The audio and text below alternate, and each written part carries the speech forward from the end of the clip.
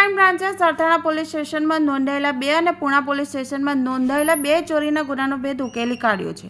Online તીન પત્તીમાં 12 લાખ હારી જતા એસીના આઉટડોરની ચોરી કરનાર સુરત ક્રાઇમ બ્રાન્ચે ઝડપી પાડ્યો છે.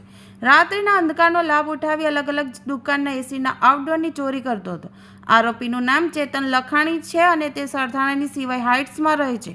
આરોપીની પૂછપરછમાં સામે આવ્યું હતું કે 1.5 વર્ષથી તે મોબાઈલમાં ઓનલાઈનની તીન પત્તી ગેમ રમતો હતો. ગેમ રમવામાં ઓનલાઈન ₹12 લાખ તે હારી ગયો હતો. 12 લાખ હારી ગયા બાદ આરોપી 3 મહિના પહેલા ઘર છોડી નીકળી ગયો હતો. ત્યારબાદ આરોપી શહેરમાં અલગ અલગ જગ્યા પર લાવારસની જેમ વસવાટ કરતો હતો.